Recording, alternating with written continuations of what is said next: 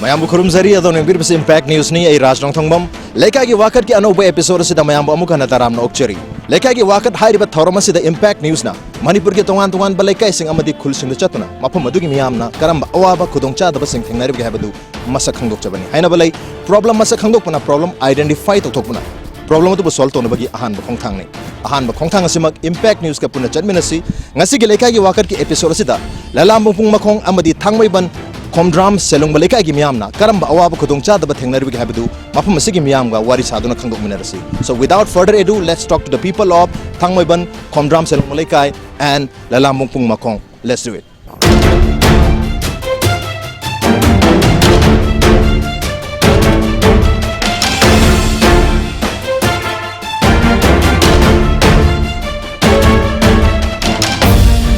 Hauju ena lepsari basi Lalambung pung makhong dani Koi lekai sigo ina ko Lalambung pung makhong gi ina karam ba khudong cha da thengna bi bage lambi su almost yadre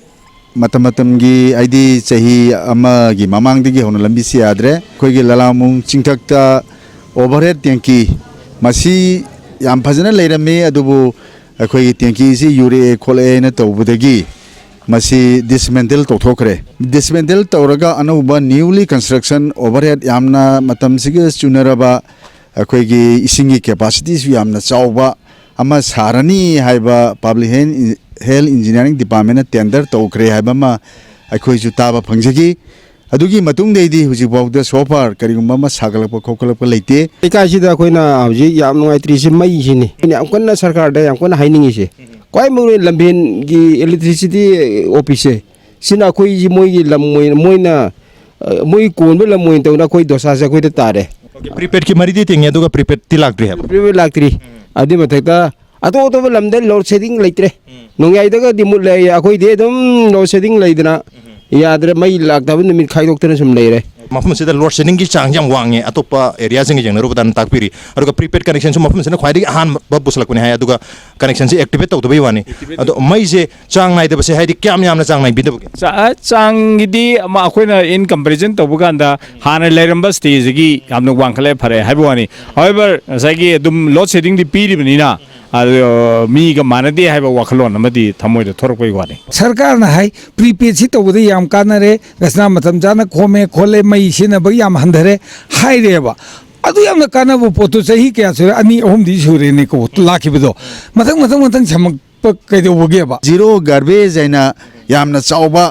अखोगी मसिगी scheme अमा तौगी मजे अमोर acai करिमम दे लेहंदबा हाइदना अदुबो हुजिकती अमोर पना पिकथले municipality की मथौसी करिनो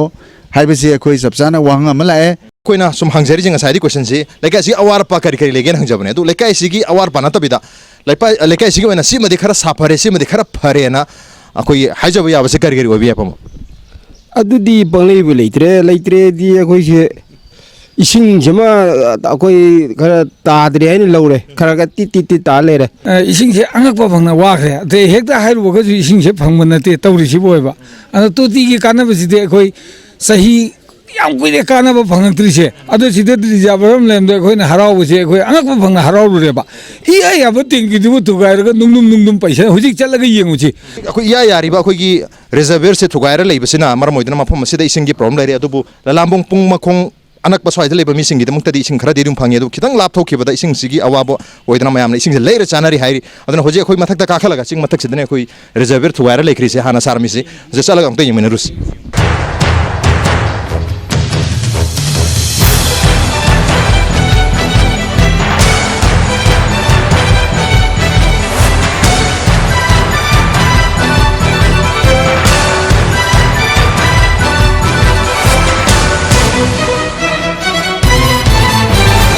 Lalambung ki pung hairiba water reservoir saraga thuai khri haiba ko ki chingdon macha ko ching macha se ki maton ni hujik lakchari busi aduga chingdon se hega matam da yamna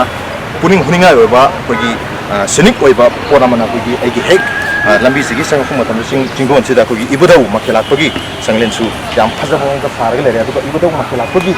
ye thang sartani ko ana water reservoir le mi se aduga thuai gri se ko mang ovir bisi ko ki reservoir thuai ki bagi ko ki yo le aduga ko ki foundation है बता foundation की pillar वे करी वैसे में हम नुंग याम ले रहे तो हम का कोई पामुंग हम ले पामुंग सीधा पामुंग सीजन ना भाई यारी बपोरे से सिद्धोक पीरगा करी की दमक चाही असुक सांगना थंबिरिबनो अद मसी सानो होनो मतलब फल लेते हाइब तारगदी सिदोकदना दम थंबिरमग बे यादबरा हजिकी रिजर्वर से या ना लेबा इफा फना लेबा रिजर्वर अमा खोगी मतम ग चुना बमंग साबिनी हरगा थवाय खरगा मतम सांगना सुमायना साना लेबि बसी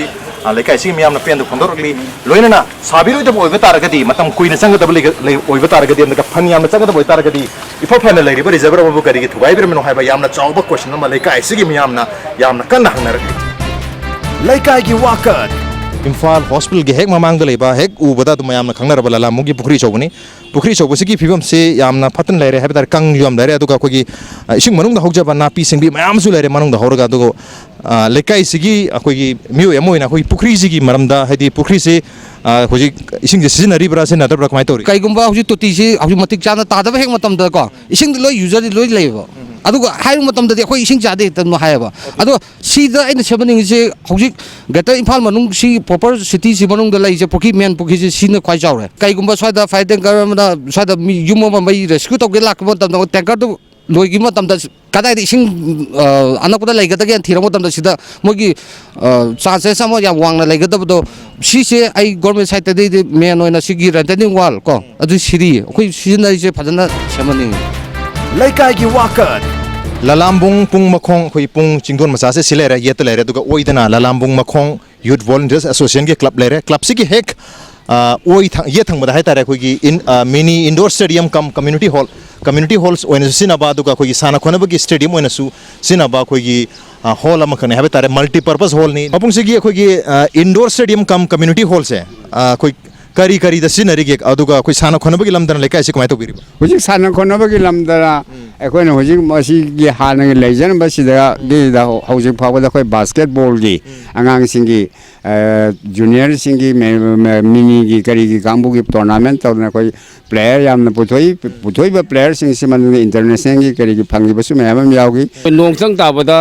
अखोइदा नोंग से लोइना हाइजले हाइबा अदुना सिदा खितंग एक्सटेंड तौबिबा अदगी मरुना अखोइदा कम्युनिटी हॉल ओइना अखोइ लेकाय सिगे लेजदबनिना अखोइन सिदा अखोइगी फंक्शन खुदिमक सिदा लोइन तौबदा रेनी सीजन मतमदा अदगी और नुंसा साब मतम से नुंसाना हाइजलकना अखोइदा यामना कंफर्ट खुदोंग जादबा कंफर्टेबल ओइदबा मयाम लैजे हाइजरिबा अदु मयामदो खितंग अथॉरिटीना खितंग मियेंग चंगसन बिरदी अखोइगी लेरिबा लेकाय सिगे साइटगी याम नुंगाइने हेना इना खजे होजिक सारिबा खोगी इंडोर स्टेडियम सिगी खोगी हाइट से याम वांगमना मरम ओइदना एनी फंक्शन अमा तोर मतम दंतर स्पोर्ट्स इवेंट अमा तोर मतम मसी याम वांगमना मरम ओइदना खोगी नुंसा सा मतम नुंसा याम सामंदना मनुंग सिदा फंबंगम दबा लेपंगम दबा सारबंगम दबा नोंग चुरको मतम दना नोंग से हाइजलक्तना अपन मम थोन बसन मरम ओइदना खोगी लेकाय सिगी मियामना पामी मसी मसिदा एक्सटेंशन अमा हापगा स्लोप अमा नहन तारगदी खोगी नोंग जुनुंसा गी मतम द खर दोरबसु साफनी हाबगी अपाम अदुमदि लेरी लेकाय सिगी ओइना को आदि खोगी चाखोट थोरांगी थबकता सिमदि साफारे सिमदि फरे हबसि कै कै हाबि आई अखोई कमिटी होन साबिरिबा से मैम सिगी लेकाई को सुमांग थिलोंग पिकपनिना थोदो थोथोरक मतन तब मेतदना वारंबा मैम दो मैम गिदी यामना फारे इसिंग रिजर्वर दो लैत्रगसु कनो अदुम चांग नायना नोंमा तोती तारक्त्रगसु नोंगा लगदी तारकपनिना अदुगी अवाबा थोदोना दि लैते लेकाई गी ओइना अखोई कोनर सिदा सारिबसिंग खितंग पोल्यूशन थोई मैम जे खितंग दसु और फनब अखोई डस्टबिन से खिनलिंग मसी लेकाई मैम तानरगा अखोई लेकाई की साइतैजु खरा होनब अदुगा गवर्नमेंट की साइतैजु खितंग मिलियंग चंगबिरगा हाइदि डस्टबिन अमा खितंग खिनबो एरगदी अखोई लेकाइना दुम खिनलसु याबा अदु मफम कोनर मोलिबा सिंगजे खितंग दसु चाइबा खितंग दसु साफनब हाइदि तरुक तरेत खरा दसु खिनलिंग लेकाई की वाकत इमा काय जपिरुनो आई चिबुंग लाई खोलम चलुबा दो इमा अखोई जे लेकाई की वाकत है इम्पैक्ट न्यूज की कोई थरम अमदगी लाक्चबने लेकाई सिगी करी करी वाकत लेबिबगे अफफत लेबिबगे तो खंजगेन तौबने लेकाई सिगी ओइना इमा योखलदा करी ददी ख्वाइदगी फारे साफरेन खंबिबगे खंदे कई हाइदोइनो जिबो अखोइना पामबदी पुखिसिजु कनो सेमहनिंगे कोइबुंगा नुंगाइते इसिंगदि नुंगाइतरे अदो सेमबिने हाय सुम सेमद्रे को मतमसे दुम येथोक लेरे अदो सिसु सेमहनिंगे अदुगा मैगी सिसु चांग नाइदबसे सिमयामने यंगसंबिरगा लेकाई वाकत मा पी सुफिर मिरो लेकाई सिबु करम पालिगे ना हंजगे तौबने लेकाई सिबु करी करी अफफत लेबा करी कई चाखोट थोरांगी मतंगदा करम बा फनिंगबा कई लेगे मा कोई लंबी सिगी मरु होइना को सिगी गोलाई चथोक चसिन तौरिबा सिलिबा दैसेदा पब्लिक मैम की गाड़ी थमिसे असिगी से मफम जाना थमनी कोई लंबी हेक मता इमा हेक मनिंग से कोई लंबी पिकर लंबी से कोई गाड़ी पार्क तक लंबी की मताइदा अदुना कोई लंबी से गाड़ी अनी थैना बतो हम वारीबा लंबी अपिक लंबी मने दो सुमायना गाड़ी पार्किंग तौसन बसिना लंबी से हेन चिरहनबगी मरम अमा ओयना इमा ताकपिरी मसिम तंगदी फनिंगे अदुगा लंबी कोई पोट होल मयाम लैरिबा कारि तोरी मयाम सिजु सेमहनिंग हैबगी इमा गे अपामबनी अतोपा इसिंग जी इमा यामना लिकना फिसुबी बसु हुबी इसिंग अवाबदी थंगनबिदबरा इसिंग जे दुम नुंगाई नॉर्मल कन नमी मरीनी लेपगा खरा खर फंगेबा सिदगी लंबी से रिम्स तो ताननबा थोखिबा मतम सिदा पार्क तौबा मयाम सिना लाक्पिरिबा अखोगी क्लिनिक लेरिबा सिंग दही स्टेज लाक्पा अखोगी प्रजा सिंग सिना मनुंगदा संगकदर मी सिंग सिगी अखोई येंगबिदना पार्क से थाजनबा पार्क से स्वाइद लोइना फुल हजिक ngली सोय मफुस गाड़ी में हमसे पार्क तोड़ लेरम ननबगी थारिबनी थेंगा गदि अदगी स्वाइज लंबी से लोइन काइरे को से सिना गाड़ी मचा थरपदा याम प्रॉब्लम होइबा दुना मसीगी से लंबी से मतेक से सेमन जनिंगे अदुगा गाड़ी पार्क तौबिबसिंगसिना अखोगी भाब ताबीरगा मनुंगदा नत्रगा सलिबा मिसिंगसिगी येंगबीरगा पार्क से फजना ज्ञान ताना थमिनबा भाब तामिनबा अखोई पामजबा हाय लेकाई की वाकत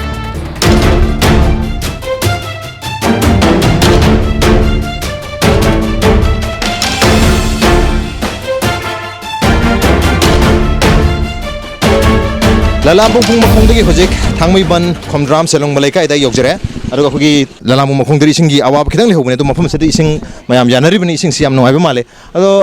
इमा लेकाइसेबु इसिंग से याम नोंगाइबा माले कमाय तौरि जानो ngai ising ni nuai re bungo yamna अदो इसिंग मचु जिदि खितंग फजदे asidi kai no ni no magi de ni yam luba no mi su dum yawi aha bai tharak ba sidi khara dum nai re nuai ba hara ga di lekai no ji nuai ba sidi bo ai mo ta hai wa di laitre hai bo nung khoi nung yu thana ta ba da ne nung kitang he ta ba da khoi sai ji khuseng wi sauk thok pa khoi sem de ha ba na de government sai dai su khara dum sem bi penja da ba hai ta re ko khang de ma si kar mai to ga kon de ai bi khoi miyam da smai na hai do bo si budi khudong ja phangi se ai no impact ki sai ta su am thagali ambien je phajana thonbidaba kutpa adagi khoi leiminari ba miyoi singje haitare bab tanadaba adagi drain singsida amot akai mayam thadarak pase sijina maram oraga lambien je amot lalle duga lambien ji su phajana sembidabani na nong ek chubaga ising chau bache thumba chathok chachin da nungai ta bache sumbati khara mayok nei lekai se bungo khangde masi wa ba haiga den nongai ba haiga dra nisa cha bana su pik thale khogi makha thang bana community hall ma lai se seida khoi sahi kun khare helakpa sigi chang si da su nisa cha bada ma ko loi re adagi di nong jing chu re khoi lambi chat pa yadre huji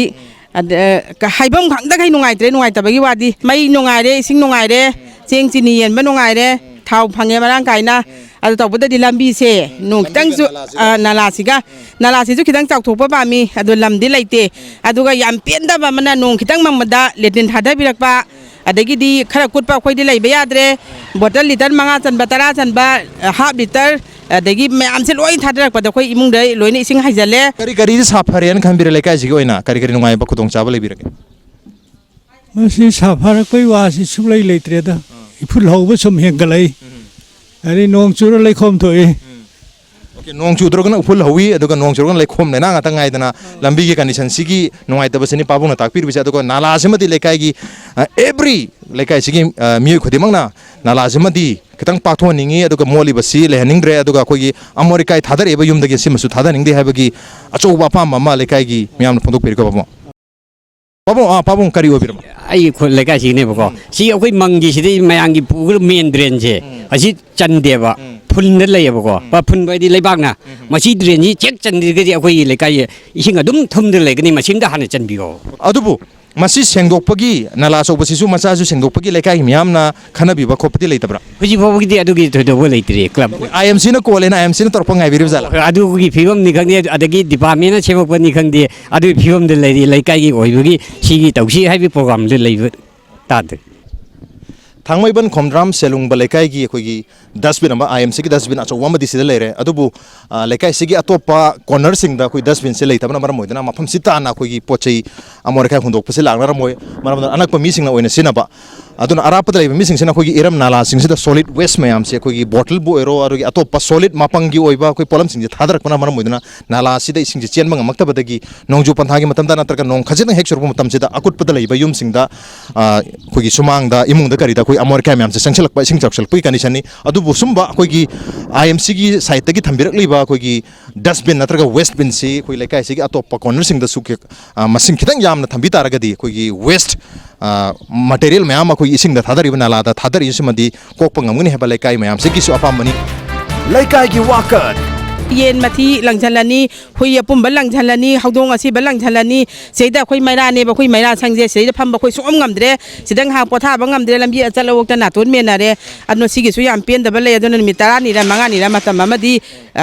thangena thaloira lawbudu lakpiyu thandraga na khali da dum handi kharo alo sida dum nam tham da khoi khang mangamdre manam na khoi laina po ni thangwaiban khomdram selung lekai gi lambi ne khoi changjar ai si aduga lambi si hek matai da khoi dukanam khale dukan se da pot leibi riba khoi yamam da yamakam dang jake ba lekai sibu kam kam pan birige lekai si nuai haiba tamne dum phaning bai ba si thangsen amok lekai si da le si bo si lambi gi thongi phim da kitang nuai ta le mai ji prepare ki lai ri lai aduga moi na set tok box so loi kin bi ra me connection di pangdi ising ngamai ga nungai re atai di nong ju badi swai adre swai je nara je phatram ni na lambi dagi nala dagi ising nong taraga su nungai te na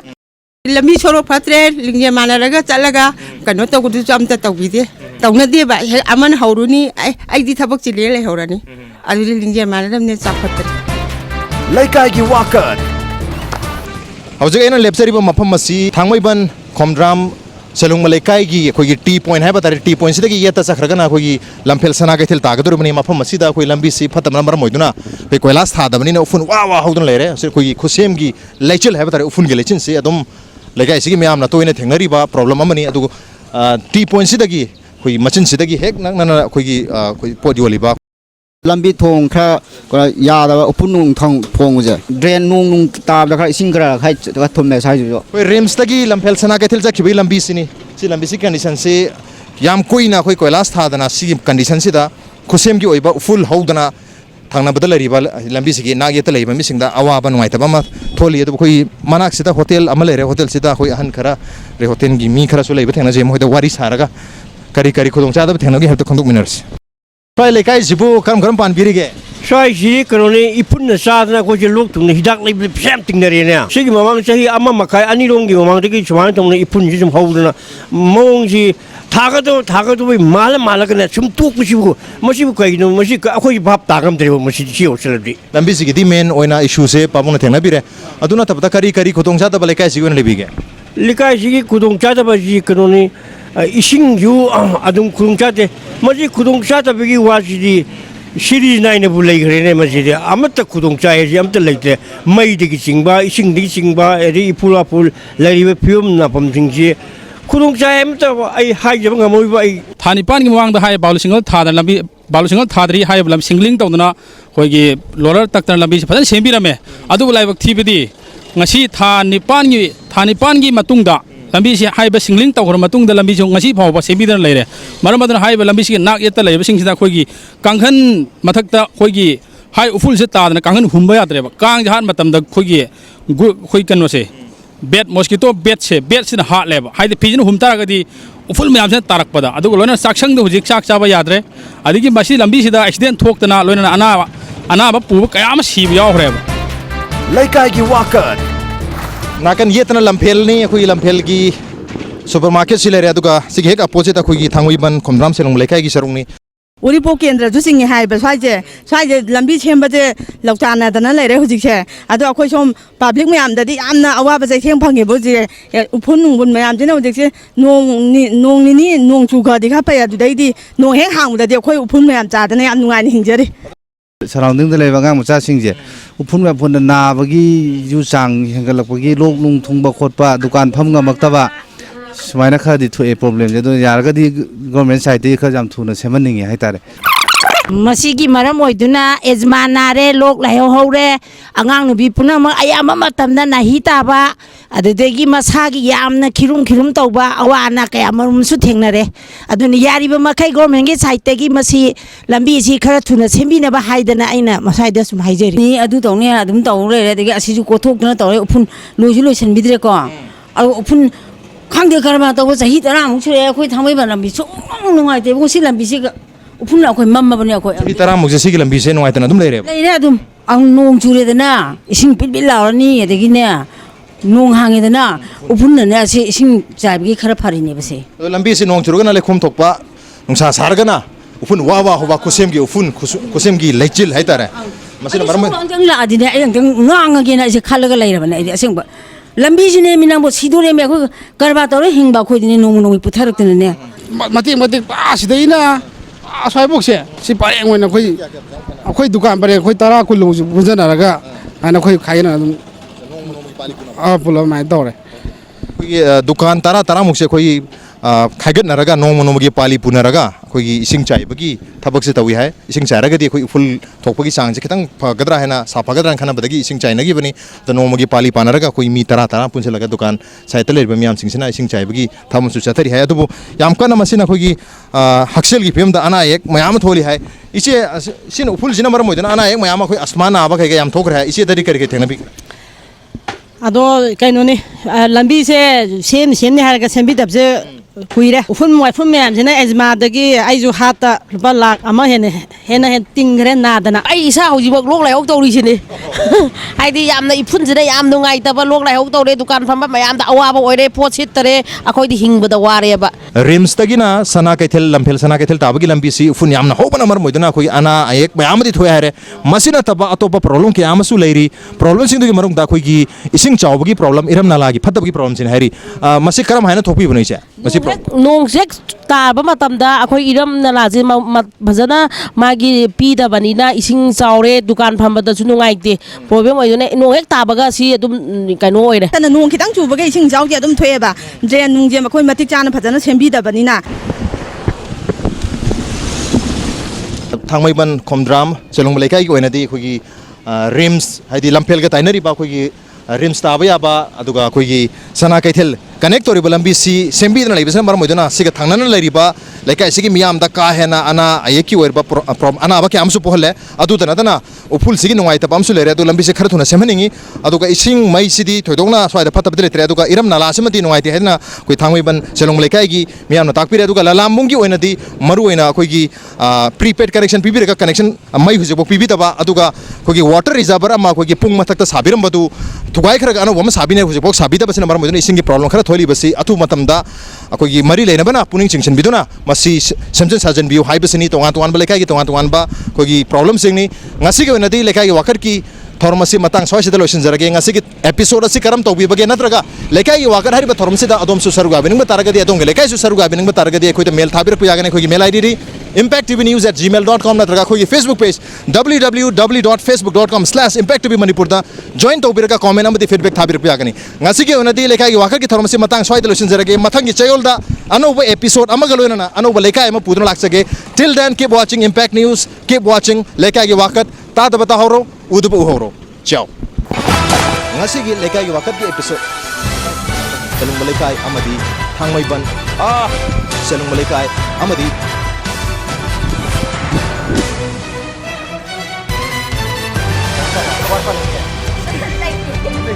chabi bro kai chabi dino